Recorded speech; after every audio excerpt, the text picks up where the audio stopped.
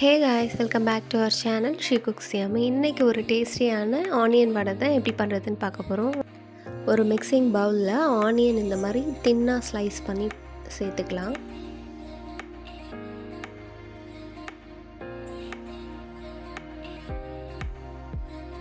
இப்போ இது கூட நம்ம சால்ட் ஆட் பண்ணிக்கலாம். தேவையான அளவு சால்ட் ஆட் பண்ணிக்கோங்க. இதை நல்லா மிக்ஸ் பண்ணிக்கலாம்.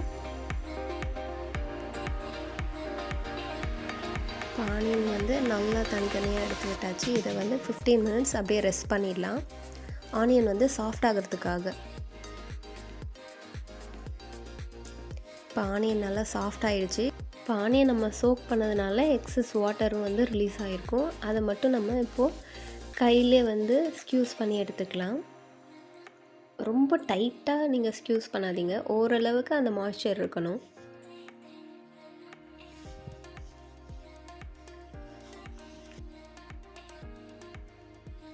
இது நமக்கு தேவையில்லை, ஊற்றிடலாம்.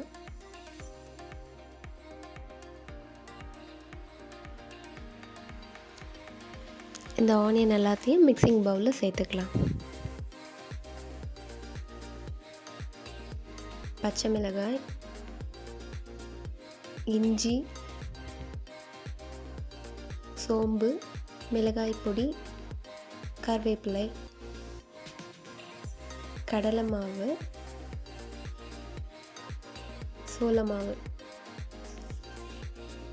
இது எல்லாத்தையும் சேர்த்துட்டு நல்லா மிக்ஸ் பண்ணிக்கலாம்.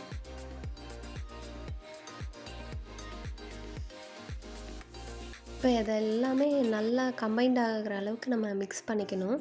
இன்கேஸ் உங்களுக்கு வந்து சரியாக பைண்ட் ஆகலை அப்படின்னா நீங்கள் கொஞ்சமாக வந்து கார்ன்ஃப்ளவர், அதாவது சேம் ரேஷியோவில் கார்ன்ஃப்ளவரும் கடலை மாவும் சேர்த்துக்கணும். இதுதான் கரெக்டான கன்சிஸ்டன்சி. இப்போ நம்ம ஆயிலில் டீப் ஃப்ரை பண்ணிக்கலாம். ஆயில் நல்லா ஹீட் ஆகிடுச்சு, செக் பண்ணிக்கலாம். போட்ட உடனே இந்த மாதிரி மேலே வரணும். அப்போ தான் வந்து ஆயில் கரெக்டான டெம்பரேச்சரில் இருக்குன்னு அர்த்தம்.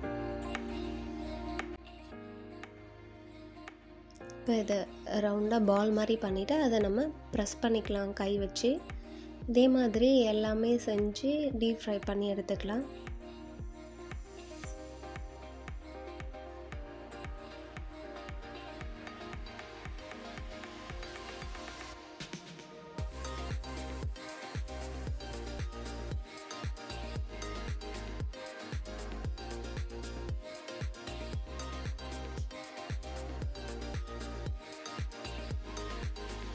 இப்போ பாருங்கள், இந்த மாதிரி கோல்டன் ப்ரௌன் கலரில் வரும்போது நமக்கு வடை நல்லா ஃப்ரை ஆகிருக்கும்.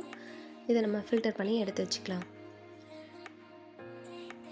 இதே மாதிரி மற்ற பேட்சஸும் சேர்த்து பொரிச்சுக்கலாம்.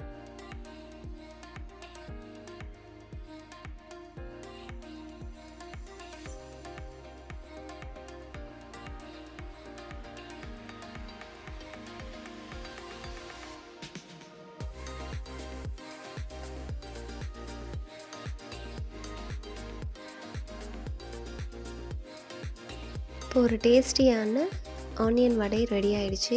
எல்லோரும் ட்ரை பண்ணிவிட்டு எப்படி இருந்துச்சுன்னு கமெண்ட்ஸில் சொல்லுங்கள்.